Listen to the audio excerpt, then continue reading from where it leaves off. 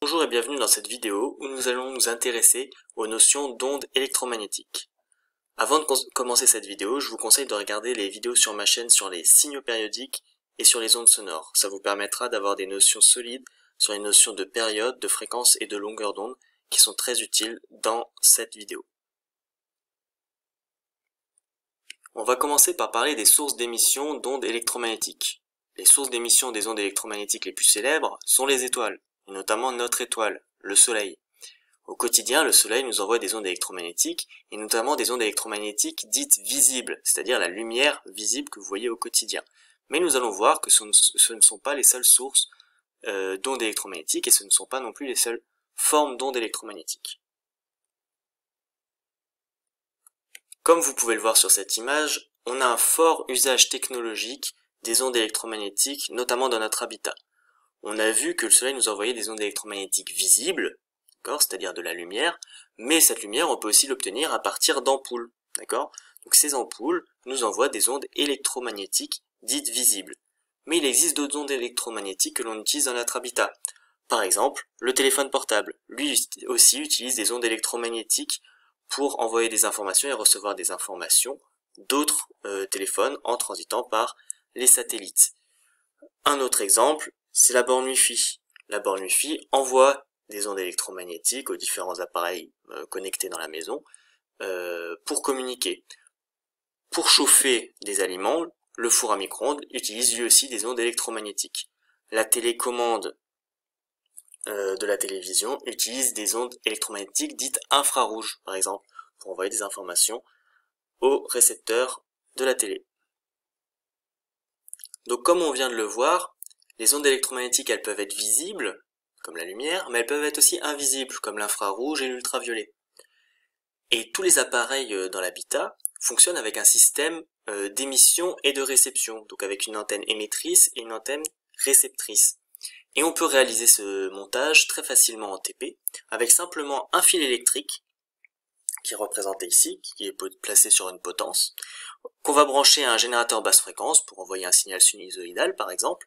On va brancher un oscilloscope pour pouvoir visualiser ce signal, et ce signal va se transmettre dans l'espace jusqu'à un autre fil électrique qui va être notre antenne de réception, notre antenne réceptrice, qui va elle aussi être branchée avec un fil à l'oscilloscope. Et on va pouvoir visualiser les deux signaux, et on va voir que le signal qui va être émis ici va être reçu ici, bien évidemment de manière atténuée, mais il va être transmis dans ce milieu. Alors ici c'est un milieu matériel parce qu'il est composé des molécules de l'air. Mais on va voir justement à la slide suivante qu'on n'a pas besoin d'un milieu matériel pour transmettre les ondes électromagnétiques.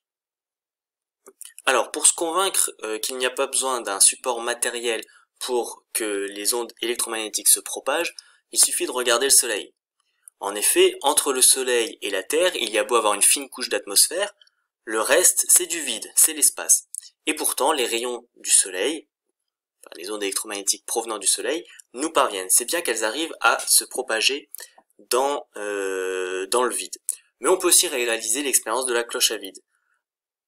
Une cloche à vide, c'est simplement un dispositif muni d'une cloche sur un plateau, dans lequel on va aspirer l'air afin de réaliser un vide relatif, c'est-à-dire un vide avec très peu de molécules. Dedans, on peut placer un réveil ou un téléphone, etc., qui va sonner ou émettre une sonnerie. Au fur et à mesure qu'on va aspirer l'air, le son ne va plus pouvoir se propager. On a vu dans une vidéo précédente que les ondes sonores nécessitaient un milieu matériel, c'est-à-dire des molécules, pour se propager. C'était un mouvement de proche en proche. Mais pourtant, à mesure qu'on va aspirer l'air, on va pouvoir continuer à voir ce réveil, ou bien effectuer un appel vers le téléphone qui sera contenu dans la cloche à vide, sans que ça ne pose le moindre problème, car les ondes électromagnétiques, elles, arrivent à se propager, elles peuvent se propager dans un milieu non matériel, c'est-à-dire dans le vide. Alors c'est bien beau tout ça, une onde électromagnétique, ça se propage dans le vide, ça peut être une lumière visible, mais aussi une lumière invisible. Mais qu'est-ce que c'est au fond une onde électromagnétique? Eh bien une onde électromagnétique, c'est ça. C'est une onde dite transversale. Donc on a vu dans une vidéo précédente qu'une onde transversale, c'est une onde dont la direction de propagation est perpendiculaire à la direction de perturbation. Et on le voit, là elle se propage selon l'axe X, et les champs E et B se sont dans les directions Y et Z qui sont perpendiculaires à l'axe X. Et donc elle est composée de deux champs. Un champ électrique, noté E, qui s'exprime en volts par mètre, et un champ magnétique, comme le champ magnétique terrestre, qui est noté B et qui s'exprime en Tesla. Et cette onde, elle se propage à la vitesse de la lumière, car c'est une onde lumineuse, c'est une onde électromagnétique lumineuse. Et la vitesse de la lumière, c'est C égale 3 fois 10 puissance 8 mètres par seconde. Alors attention, une onde électromagnétique, elle peut se propager aussi un petit peu moins vite en fonction de l'indice du milieu. C'est notamment le cas dans beaucoup de problèmes en optique. On va à présent s'intéresser au spectre électromagnétique. Ce graphique est extrêmement important, mais il n'est pas facile à comprendre. On va essayer de le comprendre ensemble. Comme vous le voyez sur ce graphique, il y a deux graduations. Une graduation en haut qui va vers la gauche, qui est l'axe des fréquences, notée F ou nu. Nu, c'est la petite lettre grecque qui est représentée là, et qui a donc pour unité le Hertz. Et donc là, notamment des multiples du Hertz, parce qu'on commence au mégahertz, gigahertz tout de suite. Et après, on va dans des multiples encore plus élevés. L'axe qui est en dessous, c'est l'axe des longueurs d'onde, noté lambda, et gradué en mètres. La longueur d'onde, c'est la période spatiale d'une onde. C'est la distance entre deux maximums du signal de l'onde. Et donc, elle est graduée en mètres, et on commence par des sous-multiples, le femtomètre, jusqu'à des multiples, le kilomètre. Donc le Soleil, il nous envoie des ondes électromagnétiques qui s'étalent sur tout ce spectre. Et nous, ce que nous arrivons à voir avec notre œil, c'est uniquement la lumière visible qui se situe ici, entre 400 et 800 nanomètres. En dessous, alors en dessous en fréquence, je parle de l'axe des fréquences. Pour une fréquence plus faible, on a les infrarouges, ici on a les micro-ondes, et ensuite les ondes radio. Et dans des fréquences plus élevées, on a les ultraviolets, les rayons X et les rayons gamma. On parlera après de l'énergie de ces ondes électromagnétiques, et on va voir que l'énergie est directement liée à la fréquence. Donc plus on se situera à gauche sur ce graphique, plus les rayons seront énergétiques. Donc là, les rayons visibles, les rayons moins énergétiques, c'est l'infrarouge, les micro-ondes, les ondes radio, c'est-à-dire toutes les ondes qu'on trouve dans l'habitat notamment. Et ce qui est plus énergétique, c'est les ultraviolets, par exemple, qui sont envoyés par le soleil, et qui sont responsables de notamment certains cancers de la peau. Les rayons X qui sont utilisés en imagerie médicale, dont il ne faut pas abuser parce qu'ils peuvent être nocifs pour la santé, et les rayons gamma qui ont pour origine les réactions nucléaires et qui sont, eux, extrêmement énergétiques et qui ont des conséquences très néfastes sur notre santé. On va forcément avoir besoin de formules, vous vous y attendiez, pour relier la fréquence à la longueur d'onde. Donc dans un premier temps, déjà la fréquence, c'est l'inverse de la période. F égale 1 sur T, donc la fréquence est notée F ou nu et s'exprime en Hertz. La période temporelle, elle est notée T et elle s'exprime en secondes. Et enfin, on a une seconde formule, lambda égale C fois T. Lambda, c'est la longueur d'onde qui s'exprime en mètres. C, c'est la célérité de la lumière, qui vaut 3 fois 10 puissance 8 mètres par seconde, c'est une valeur à connaître, et T, c'est de nouveau la période.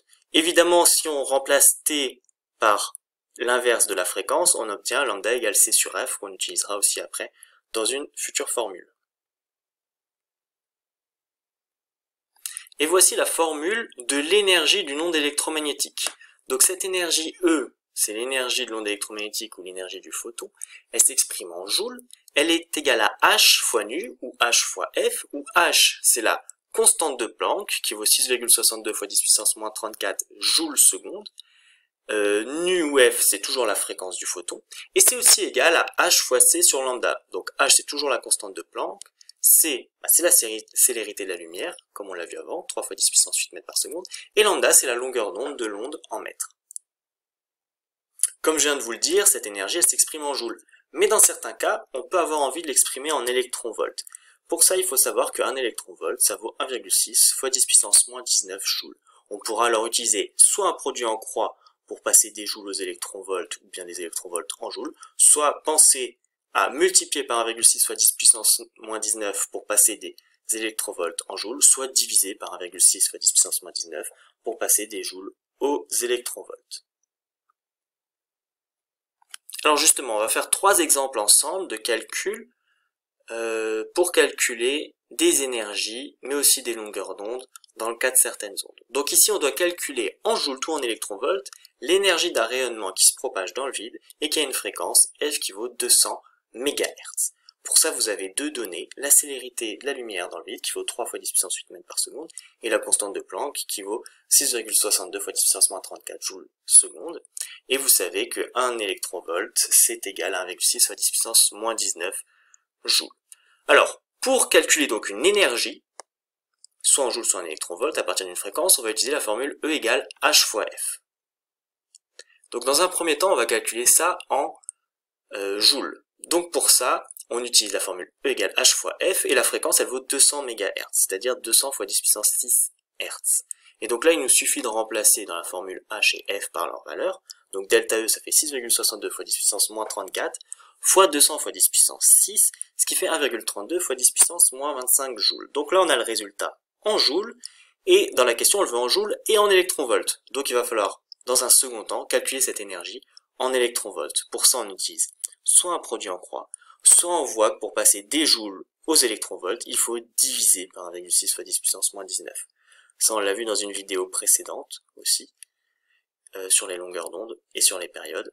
Et donc on fait delta E qui vaut la valeur en joules, c'est-à-dire 1,32 fois 10 puissance moins 25, sur 1,6 fois 10 puissance moins 19, et on obtient 8,28 fois 10 puissance moins 7 électronvolts. Alors on va pouvoir faire à peu près le même exercice, et ça va être à vous de jouer maintenant. On doit aussi calculer en joules en électronvolts l'énergie d'un rayonnement, sauf que cette fois-ci on nous donne la longueur d'onde, qui vaut 450 nanomètres. Donc en fait c'est juste la formule qui va changer. La formule qu'on va utiliser c'est E égale HC sur lambda. Je vous laisse mettre sur pause, essayez à votre tour, et on corrige juste après. Alors on va voir si vous avez réussi. Donc pour commencer, on va calculer l'énergie en joules avec cette formule. Donc pour ça, il suffit de remplacer HC et lambda par leur valeur donnée dans l'énoncé. Donc H, c'est la constante de Planck, c'est 6,62 fois 10 puissance moins 34. C, c'est la célérité de la lumière, c'est 3 fois 10 puissance 8 mètres par seconde. Et lambda, c'est la longueur d'onde, c'est 450 nanomètres. Donc il faut savoir que des nanomètres, c'est 10 puissance moins 9 mètres. Donc ça fait 450 fois 10 puissance moins 9. Ce qui nous fait du 4,41 fois 10 puissance moins 19 joules. Super. On a l'énergie en joules. Dans l'énoncé, il nous la demande en joules et en électronvolts. Donc là aussi, on va devoir convertir les joules en électronvolts, et pour ça, il faut diviser par 1,6 fois 10 puissance moins 19, grâce à cette égalité. Et donc on obtient 4,41 fois 10 puissance moins 19 sur 1,6 fois 10 puissance moins 19, ce qui fait 2,76 électronvolts. C'est-à-dire qu'un rayonnement qui a une longueur d'onde de 450 nanomètres a une énergie de 2,76 électronvolts. Alors cette fois-ci, un exercice un petit peu différent. Cette fois-ci, vous allez devoir calculer une longueur d'onde d'un rayonnement. Et cette fois-ci, on va vous donner l'énergie en joules, qui vaut 3,52 fois 10 puissance moins 18 joules. Et ce rayonnement se propage dans le vide, et on doit indiquer à quel domaine il appartient. Et c'est pour ça qu'on vous a mis le spectre, pour que vous ayez bien les longueurs d'onde qui correspondent. Et on vous donne évidemment la célérité de la lumière et la constante de Planck. Donc pour ça, on va utiliser la formule de base qui est delta E égale H fois C sur lambda, sauf que nous, ce qu'on cherche, c'est la longueur d'onde. Donc ce qu'on cherche, c'est lambda. Donc il faut modifier la formule pour obtenir lambda égale HC sur delta E. Soit vous utilisez la technique du triangle, soit vous savez calculer. Donc on va réaliser ça. On réalise le calcul, donc H c'est égal à 6,62 fois 10 puissance moins 34, C c'est donné dans l'énoncé, ça fait 3 fois 10 puissance 8 mètres par seconde, et delta E est aussi donné dans l'énoncé, ça fait 3,52 fois 10 puissance moins 18 joules, qui sont les unités du système international, donc pas de souci. Ça fait 3,52 fois 10 puissance moins 18, et on fait le calcul, et on obtient une longueur d'onde de 5,64 fois 10 puissance moins 8 mètres. Et on va essayer de placer ça sur cet axe. Alors sur cet axe, on voit qu'ici on a des micromètres et ici des nanomètres. Donc les micromètres c'est 10 puissance moins 6 mètres. Et ici, les nanomètres c'est 10 puissance moins 9 mètres. Donc on va avoir 10 puissance moins 6, moins 7, moins 8, moins 9. Nous on est à 5,64 fois 10 puissance moins 9. Donc on est à peu près situé ici, sur cet axe. Donc le rayonnement qui a une énergie de 3,52 fois 10 puissance moins 18 joules, c'est un rayonnement qui appartient au rayon X. C'est donc un rayonnement très énergétique et qui peut par exemple être utilisé dans le domaine médical. on ne peut pas parler des ondes électromagnétiques sans parler du rayonnement des corps noirs. Alors, un corps noir, qu'est-ce que c'est? Un corps noir, c'est un corps qui absorbe l'énergie électromagnétique qu'il reçoit et qui va réémettre un rayonnement thermique, dit rayonnement du corps noir. Alors en pratique, un corps noir, c'est par exemple la planète Terre, c'est par exemple la table sur laquelle vous écrivez, et c'est même votre corps à vous. Tous ces corps reçoivent des ondes électromagnétiques et réémettent des ondes thermiques, un rayonnement thermique en tout cas. Alors pour étudier le rayonnement d'un corps noir, on utilise ce type de graphique. Ce type de graphique, il nous donne en fait la puissance surfacique, c'est-à-dire la puissance qui est envoyée par élément de surface, qui est reçue par élément de surface plutôt, par un corps noir, qui est envoyé par un corps noir, en fonction de la longueur d'onde. D'accord ? Et donc on voit qu'il y a plusieurs courbes et que chacune de ces courbes est à noter d'une température. Et en fait cette température, c'est la température du corps noir. Donc on constate que pour une température du corps noir de 3000 degrés, on a un pic qui est assez faible et qui se situe ici. Pour une température un peu plus élevée, on a un pic qui est plus élevé, donc une puissance surfacique plus importante, et surtout le pic est un petit peu décalé, là sur le graphique vers la gauche, c'est-à-dire pour les longueurs d'onde plus faibles. Et enfin, pour une température encore plus élevée, on a un pic bien plus élevé, donc une puissance surfacique beaucoup plus élevée, et là aussi le pic est un petit peu décalé vers la gauche, c'est-à-dire qu'on a une longueur d'onde plus faible. Qui dit longueur d'onde plus faible, vous l'avez vu sur le graphique du spectre précédemment, ça veut dire fréquence plus élevée, et qui dit fréquence plus élevée, dit rayonnement plus énergétique. Ce phénomène dont je viens de parler, il est dicté par la loi de Stéphan, qui dit que la puissance surfacique, elle est proportionnelle à la température puissance 4. Ce qui veut bien dire que plus la température va être élevée, plus la puissance surfacique qui va être émise par le corps noir va être importante. Et il y a une seconde loi, c'est la loi de Wien, qui vient, lui, s'intéresser à la longueur d'onde pour la longueur d'onde maximale du rayonnement. C'est-à-dire que lorsqu'on a la puissance surfacique maximale, elle est valable pour une certaine longueur d'onde. Et il y a un lien entre la température du corps noir et cette longueur d'onde.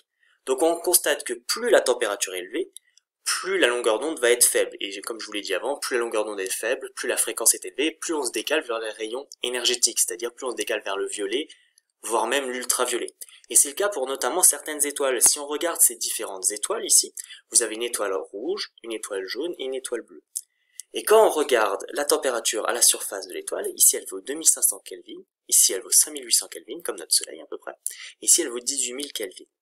Donc une température bien plus élevée. Et on constate qu'en effet, la puissance surfacique, émise par cette étoile, elle se décale en fait dans le spectre. Ici elle va être moins énergétique parce qu'elle va être plus dans le domaine du rouge et des infrarouges. Ici elle va être dans le domaine du visible, en plein milieu. C'est pour ça que c'est une lumière blanche. Et ici elle va se décaler dans le violet et l'ultraviolet. C'est pour ça que c'est une étoile qui va paraître bleue. Donc ça c'est des étoiles qui émettent un rayonnement beaucoup plus énergétique et qui ont des températures beaucoup plus élevées. Et à l'inverse, les étoiles rouges ont des températures beaucoup plus faibles et émettent un rayonnement qui est beaucoup moins énergétique.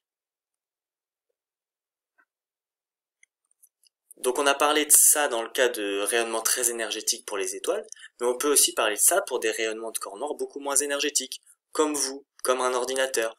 Et donc c'est un peu le principe de la caméra thermique. La caméra thermique, la caméra infrarouge, elle vient capter les rayonnements infrarouges qui sont émis par des corps noirs à certaines températures, et donc elles retraduisent la température du corps.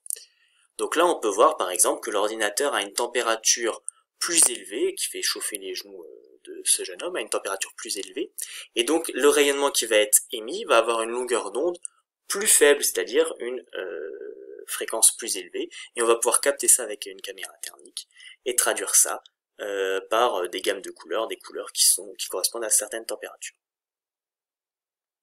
Voilà, c'est la fin de cette vidéo, j'espère qu'elle vous aura plu, elle était très complète, mais il y a beaucoup d'informations importantes, et toute la première partie sur les ondes électromagnétiques est à maîtriser pour tous les sujets de bac notamment, qui reviennent systématiquement, notamment dans les filières STI2D, mais aussi en S.